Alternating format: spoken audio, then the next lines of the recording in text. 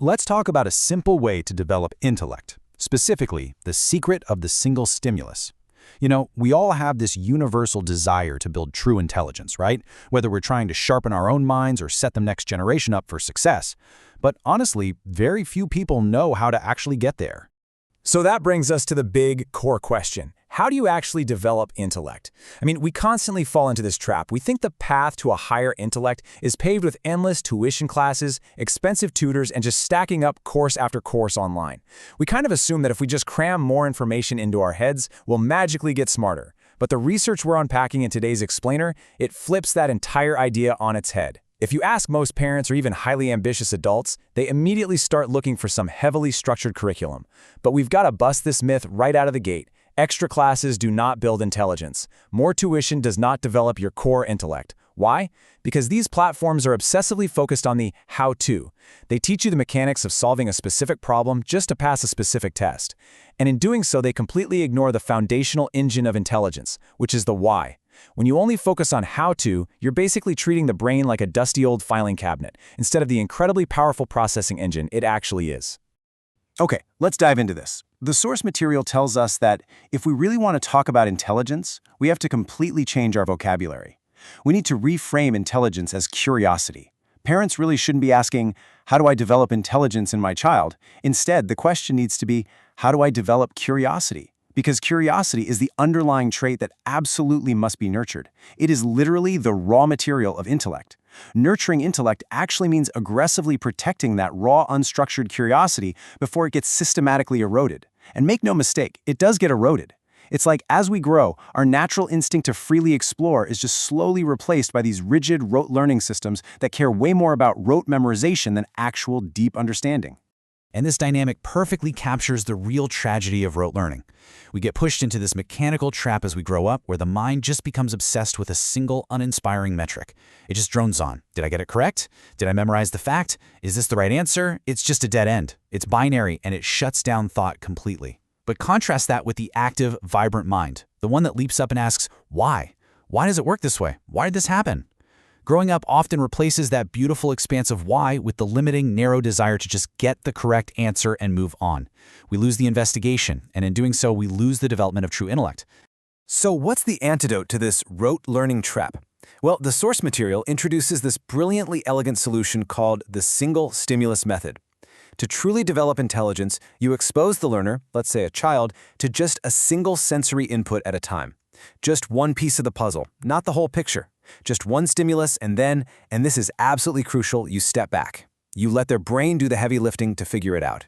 You're forcing the brain to actively bridge the gap between the unknown and the known, rather than just passively handing them the completed bridge. Let's walk through exactly how this works in practice because it's fascinating. Picture a child. Step 1. You play an audio clip of a lion's roar. Just the sound, nothing else. The child hears this massive guttural noise. Step 2. You ask them to identify the animal. Now their brain is fully engaged. They are thinking, they're searching their memory, trying to connect that single auditory stimulus to a creature. They are doing the cognitive work. Then step 3, you solidify that active thought process by taking the child to the zoo or the forest. They see the actual lion, they remember the roar, and their brain wires that connection together permanently. They didn't just memorize a random fact, they built a permanent cognitive pathway.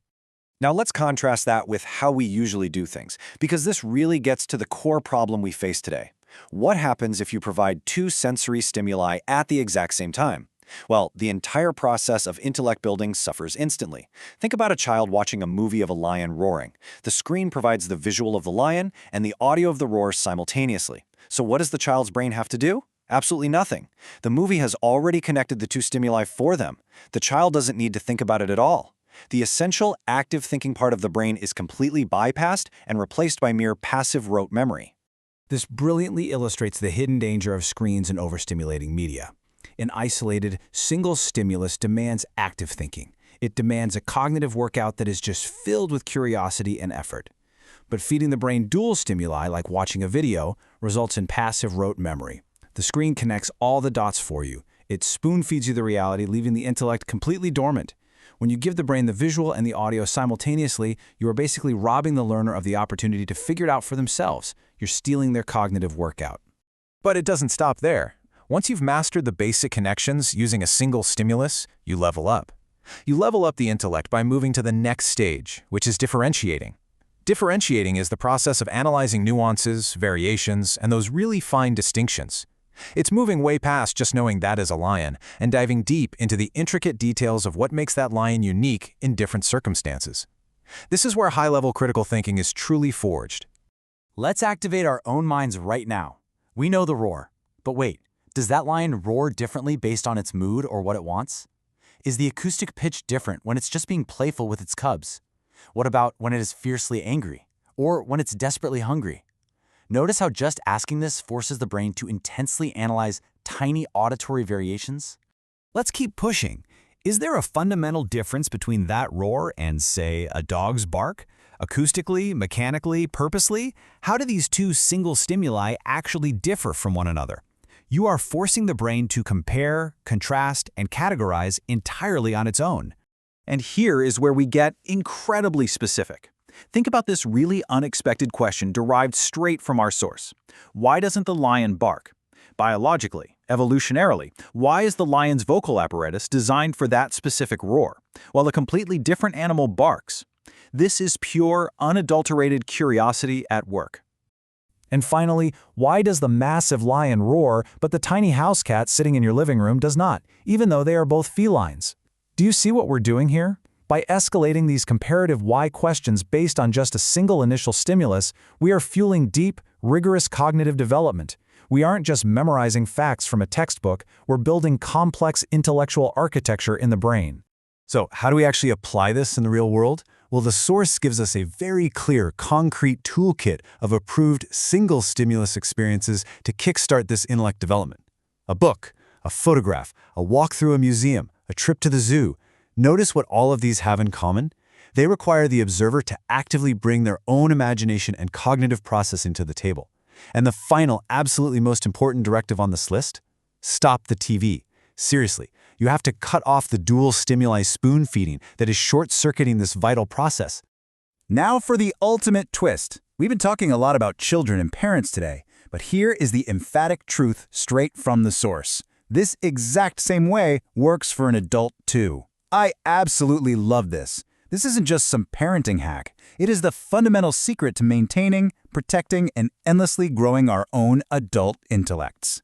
If you ever feel like your brain is stagnating, it's probably because you've stopped asking why, and you're just letting screens connect all the dots for you.